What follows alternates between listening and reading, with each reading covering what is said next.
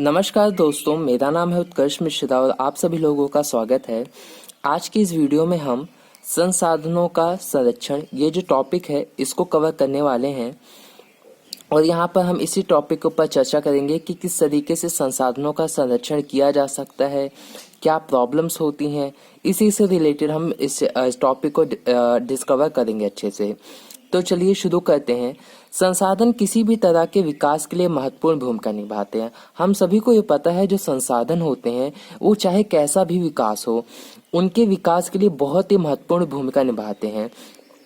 परंतु संसाधनों का विवेकहीन उपयोग, संसाधनों का अति उपयोग, लोग क्या करने लगे हैं, संसाधनों का विवेकहीन उपयोग करने लगे। मतलब जैसा मन में आया वैसा ही उपयोग किया, बिना सोचे समझे यूज कर रहे हैं और अति उपयोग कर रहे हैं, ओवर यूटिलाइजेशन कर रहे हैं, बहुत ज्यादा उपयोग कर रहे हैं, के कारण सामाजिक, आर्थिक और पर्यावरणीय समस्याएं पैदा हो गई है। और ऐसा करने से क्या हुआ है, पर्यावरण से रिलेटेड समस्याएं पैदा हो गई है, सामाजिक आर्थिक समस्याएं पैदा हो गई। मतलब अमीर और गरीब के बीच में सोसाइटी बढ़ती हुई चली जा रही है। इन समस्याओं के बचाव के लिए विभिन्न स्तरों पर संसाधनों का संरक्षण आवश्यक है। अगर हमें इनसे बचना है, पर्यावरण को हमें नुकसान नहीं पहुंचाना है और जो समाज में अमीर और गरीब के बीच में जो खाई सी बनती हुई चली जाती, इसको रोकना है तो संसाधनों का संरक्षण करना आवश्यक हो जाता है। गांधी जी ने कहा है, हमारे पास हर व्यक्ति की आवश्यकता पूर्ति हेतु बहुत कुछ है, परंतु किसी के लालच की संतुष्टि के लिए कुछ भी नहीं है। गांधी जी कहते हैं कि अगर किसी व्यक्ति की आवश्यकता है तो हम उस आवश्यकता की पूर्ति की जा सकती है, इतना हमारे पास संसाधन है। पर अगर उसको लालच आ जाए तो उसकी भूख को हम कभी भी खत्म नहीं कर सकते, उसे हम कभी संतुष्ट नहीं कर सकते। यानी पेट भरने के लिए है, हमें अपना अगर पेट भरना है तो हमारे पास पर्याप्त मात्रा में चीजें हैं, परंतु पेटी भरने के लिए, अपने धन दौलत जमा करने के लिए, अपने खूब ज्यादा पैसा कमाने के लिए हमारे पास इतना संसाधन नहीं। क्योंकि लालच में आ जाओगे तो आप क्या करोगे, निकालते रहोगे निकालते रहोगे निकालते रहोगे, आपको हर एक चीज क्या लगेगी, कम लगेगी। आगे बढ़ते हैं। उनके अनुसार विश्व स्तर पर संसाधन ह्रास के लिए लालची और स्वार्थी व्यक्ति तथा आधुनिक प्रौद्योगिकी की शोषणात्मक प्रवृत्ति जिम्मेदार है। और गांधी जी के अनुसार वो मानते हैं कि संसाधन के जो नुकसान हो रहा है उसके लिए लालची और जो स्वार्थी व्यक्ति है वो ही बहुत ज्यादा जिम्मेदार है। और आधुनिक प्रौद्योगिकी, यहाँ पे वो आधुनिक प्रौद्योगिकी के खिलाफ है। कहने का मतलब ऐसी प्रौद्योगिकी जो क्या करती है, संसाधनों को निकालती रहती, मतलब वहाँ पे टेक्नोलॉजी के खिलाफ नहीं है। यहाँ पे इनका कहने का मतलब है कि जिस टेक्नोलॉजी को यूज किया जा रहा है संसाधनों को निकालने के लिए कोई दिक्कत नहीं है, लेकिन जब जितना निकल चुका है उसके बाद भी टेक्नोलॉजी को उसको यूज किया जा रहा है निकालने के लिए, तो ऐसा उस पर भी थोड़ा बहुत दोष दे देते हैं प्रौद्योगिकी। हालांकि टेक्नोलॉजी खुद ब खुद नहीं निकालती, वो हमारे कहने के अनुसार ही चलती है। पर आधुनिक प्रौद्योगिकी शोषणात्मक प्रवृत्ति, वही बात कही जाती है कि जो प्रौद्योगिकी है, जो टेक्नोलॉजी है, उसका बहुत ही गलत तरीके से उपयोग किया जा रहा है और ये सारी चीजें ही जिम्मेदार हैं।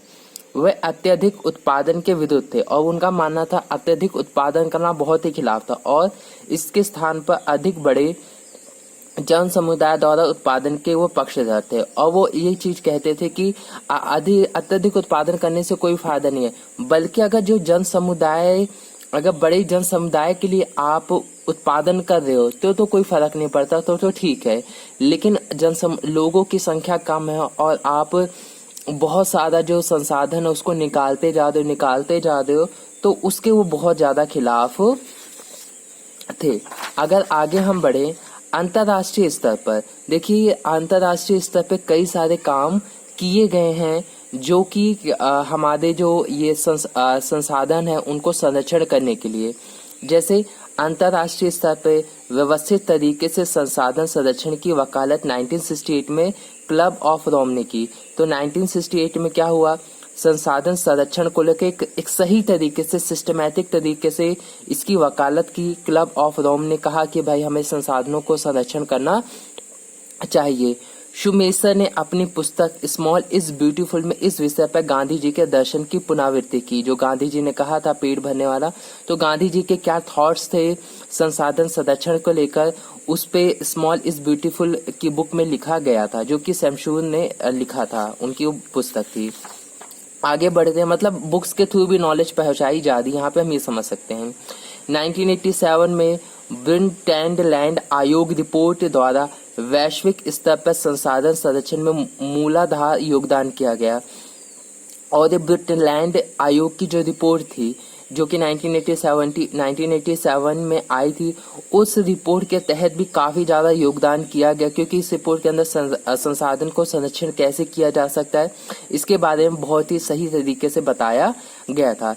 इस रिपोर्ट ने सतत पोषणीय विकास यानी सस्टेनेबल डेवलपमेंट की संकल्पना प्रस्तुत की, और इसी रिपोर्ट के तहत सस्टेनेबल डेवलपमेंट की जो संकल्पना है वो प्रस्तुत की गई, यानी यहाँ पर इसको पेश किया गया सस्टेनेबल डेवलपमेंट को, और संसाधन संरक्षण की वकालत। और इसी रिपोर्ट में कहा गया कि संसाधन का संरक्षण हमारे लिए बहुत ज्यादा आवश्यक है। ये रिपोर्ट बाद में हमारा साझा भविष्य यानी आवर कॉमन फ्यूचर शीर्षक के रूप में प्रकाशित हुई, और यही रिपोर्ट है आगे चल के एक बुक के रूप में उसको कन्वर्ट कर दिया गया, और उस बुक का नाम रखा गया हमारा साझा भविष्य। इस तरीके से देख सकते हो आप लोग किस तरीके से काम कर रहे हैं अंतर्राष्ट्रीय लेवल पर, हालांकि बहुत बड़े लेवल पे काम हुआ जा रहा है। कई सारे जो लोग हैं वो जो इकोनॉमिस्ट हैं या जो फिर बहुत सारे मतलब कहते हैं ना कंट्रीज हैं, लोग हैं, वॉलंटियर्स हैं जो इस चीज को लेकर काम कर रहे हैं अब, ताकि हमारे जो संसाधन उसको संरक्षण किया जा सके। इस संदर्भ में एक और योगदान रियो डी जनेरो ब्राजील 1992 में आयोजित पृथ्वी सम्मेलन द्वारा किया गया, और संरक्षण को लेकर तो 1992 में जो रियो डी जनेरो यानी ब्राजील में जो अर्थ समिट हुआ था, पृथ्वी सम्मेलन हुआ था, वहां पे भी किया गया था। इसको तो मैंने आपको अच्छे से बताया था पिछली वीडियोज में। तो आप देख सकते हो इस तरीके से संसाधन को संरक्षण के लिए इंटरनेशनल लेवल पे काम किए जा रहे हैं। हालांकि इतने काम भर नहीं है, तो आपकी बुक में इतना ही दिया गया है तो काफी है इतना, लेकिन और भी बहुत सारे इंटरनेशनल लेवल पे काम किए जा रहे हैं। आई होप आप लोगों को ये वीडियो अच्छी लगी होगी। वीडियो अच्छी लगी है तो शेयर करो। आप लोग मुझसे अगर जुड़ना चाहते हो तो फेसबुक, इंस्टाग्राम या ट्विटर पे आप लोग मुझसे जुड़ सकते हो, और आप लोग क्या कर सकते हो, इस वीडियो को शेयर करो खूब ज़्यादा, और कमेंट करके भी बता सकते हो आपको वीडियो कैसे लगी। चैनल को सब्सक्राइब ज़रूर कर दीजिएगा। तो मिलते हैं आप सभी लोगों से नेक्स्ट वीडियो में।